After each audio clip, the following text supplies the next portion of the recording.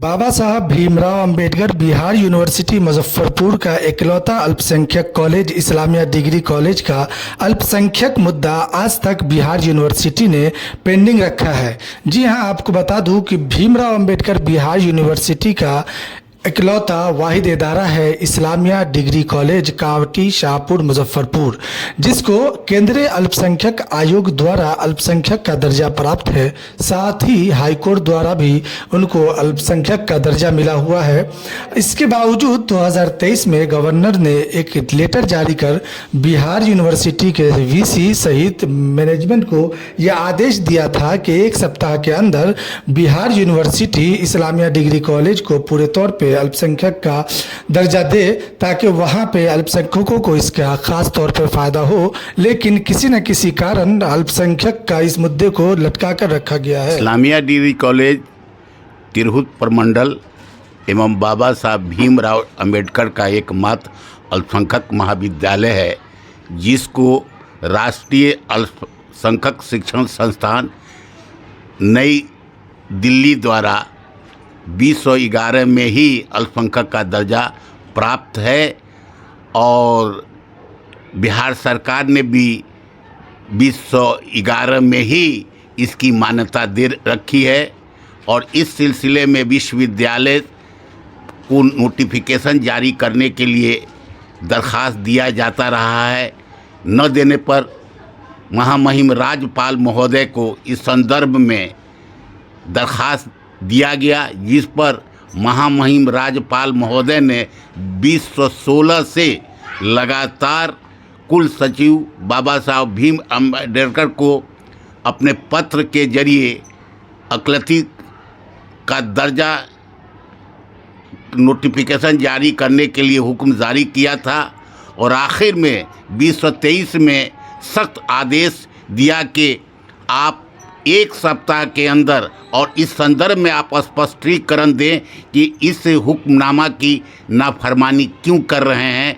तो हमारे कुल सचिव महोदय ने महामहिम राज्यपाल को ये लिखित दिया कि हम एक सप्ताह के अंदर अधिसूचना जारी कर देंगे। लेकिन बड़े अफसोस की बात है कि आज तक अधिसूचना निर्गत नहीं किया गया, जारी नहीं किया गया। इस संदर्भ में 12 को सीनेट की बैठक में इस्लामिया डिग्री कॉलेज को अकलती कॉलेज का दर्जा देने के लिए नोटिफिकेशन जारी करने के लिए प्रोफेसर शब्बीर अहमद पप्पू,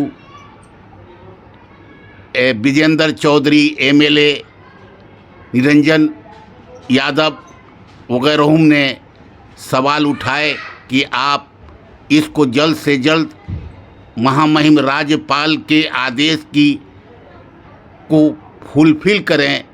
और इस पर आश्वासन दिया गया कि इसको जल्द से जल्द इस काम को अंजाम देंगे। तो इसलिए इन लोगों ने जो सवाल उठाया, इसके लिए हम इनके ममनून और मशकूर हैं। साथ ही शब्बीर अहमद पप्पू को सिंडिकेट एवं प्रोफेसर टुनटुन को सिंडिकेट का मेंबर बनाए जाने पर मैं इसका खैर मकदम करता हूँ, इस्तकबाल करता हूँ। उम्मीद करता हूँ कि इन लोगों की वजह से यूनिवर्सिटी में जो एक तरह से गंदगी कूट कर और एक साजिश के तहत एक जात पात की राजनीति उसमें भरी हुई है। कोई भी आवेदन दिया जाता है तो उस आवेदन पर नज़रअंदाज किया जाता है, उसका अनदेखी किया जाता है। उसमें कुल सचिव हों या परीक्षा नियंत्रक हो, जब एग्जामिनर बनाने की बात, अवैध लोगों को एग्जामिनर बनाने की बात चल रही है जो प्रोफेसर भी कहीं नहीं है और उनको भी प्रोफेसर और कॉपी दिखाया जा रहा है। जो कमेटी के द्वारा नाम बहाल किया गया है उसको नज़रअंदाज किया जाता है, जबकि ये कॉलेज भारतीय अनुच्छेद 29-30 के तहत स्थापित और संचालित है, जिसको उच्च न्यायालय ने भी मान्यता दे रखा है, आयोग ने भी दे रखा है गवर्नर के तरफ। लेकिन इन विश्वविद्यालय एक तरह से कहा जाए जंगल राज मुख्य कानून 6 के हिसाब से चल रहा है। इसलिए हम अगर ये एक सप्ताह के अंदर नोटिफिकेशन जारी नहीं होगा तो हम लोग महामहिम राज्यपाल से मिलकर इस सिलसिले में जो विश्वविद्यालय के द्वारा जो एक साजिश और सौतेत्रापन का इजहार किया गया है उसकी हम लोग वहाँ पर शिकायत दर्ज करेंगे। अगर उसके बाद भी नहीं होगा तो फिर हम उच्च न्यायालय में जाने का काम करेंगे, क्योंकि ये लोग बार बार ईयूआर हमारे कॉलेज में नामजद करते हैं, जबकि हमारे यहाँ ईयूआर की कोई ज़रूरत नहीं है। जबकि कोर्ट ने भी कहा कि ईयूआर नहीं, अल्पसंख्यक महाविद्यालय है, उसका अपना मैनेजमेंट कमेटी है, उसके द्वारा ही संचालित और स्थापित होगा।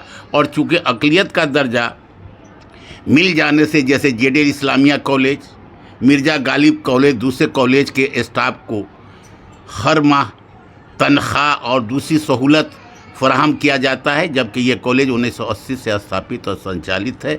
इसलिए हम फिर आप तमाम सामीन कराम, तमाम दानिशवरों और तमाम सीनेटर से, सिंडिकेट से अपील और गुजारिश करते हैं कि साहब आप अपने बातों को अमली जामा पहनाने के लिए कोशा हूँ। इसके लिए मैं फिर दोबारा आपके ममनून और मशकूर हूँ। मैं डॉक्टर नूर आलम खां, इस्लामी डिग्री कॉलेज का संस्थापक सह सचिव, मिल्लत तालीमी सोसाइटी मुजफ्फरपुर। सर, तिरहुत कमिश्नरी का वाहिद कॉलेज है आपका इस्लामिया डिग्री कॉलेज जी। उसके बाद बार बार इस तरह की अनदेखी की जा रही है यूनिवर्सिटी की तरफ से, क्या मुख्य रीज़न आपको नज़र आ रहा है इसका? इसमें हमको तो यही है कि चूँकि हम अल्पसंख्यक हैं, कमज़ोर हैं, तो और भी कमज़ोर हो और ये कॉलेज का नामो निशान ख़त्म हो जाए। चूँकि बड़ी जद्दोजहद के बाद हम लोगों ने परमानेंट अफिलिएशन लेने का काम किया, जबकि बहुत सा ऐसे कॉलेज हैं जिनके पास कोई इंफ्रास्ट्रक्चर नहीं है, जबकि उनके पास स्टाफ भी नहीं है। हमारे पास स्टाफ भी हैं, हमारे पास इंफ्रास्ट्रक्चर भी है, हमारे पास बिल्डिंग भी है, हमारे पास ज़मीन, सारे चीज़ होने के बावजूद भी इस तरह का सौतेलापन व्यवहार किया जाता है। क्या इस सब मामले को लेकर आपने अभी वर्तमान वीसी से आपने मुलाकात की है इसके बारे में? जी, वीसी से हमने 6 माह पहले मिले थे, तो उन्होंने कहा कि ठीक है, हम अधिवेशन में इसको रख के हम नोटिफिकेशन जारी कर देंगे, जबकि इसकी कोई ज़रूरत नहीं है अधिवेशन में। ये तो एज यूजुअल काम है इसको जारी करना। जो सारे कागजात है अल्पसंख्यक आयोग से लेके उसके सारे फोन में जितनी बुनियादी चीज़ जो चीज़ है वो सारे कागजात मुहैया करा दिए गए हैं। लेकिन एक टाल मटोल की एक साजिश, अब सोचा जाए कि 2016 से आज कै साल हो गया, 8 साल, 8 साल से बोलिए ये गवर्नर के आदेश की अवहेलना किया जा रहा है, तो हम जैसे साधारण लोगों की क्या दशा दिशा होगी।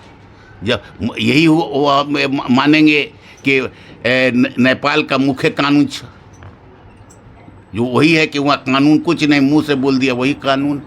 तो ये गवर्नर के 2016 से अभी तक का कितनी बड़ी मैंने कहा, सालों से करीब आप ये लड़ाई लड़ रहे हैं, अभी तक आपके कॉलेज को दर्जा नहीं हासिल हुआ है जी। अब आगे की क्या रणनीति है आप लोग? अब हम लोग फिर वो इसके बाद नहीं करेगा तो हम लोग गवर्नर से मिलने के बाद अगर वहाँ से भी इंसाफ नहीं मिलेगा तो फिर अदालत का दरवाज़ा ठकठकाएंगे। अदालत आज भी है ऐसी, अदालत से तो आपको ऑलरेडी, हाँ, फिर दोबारा उसके मनहानि करने का काम करेंगे। अगर उसके बाद भी है मुख्यमंत्री से मिलकर भी हम इस बात को रखेंगे कि साहब हमको वो सहूलत फराहम कराया जाए, और आगे के जो अल्पसंख्यक कल्याण मंत्री हैं इन सारे से मिलकर इस बात पर हम लोग जोर देने का काम करेंगे।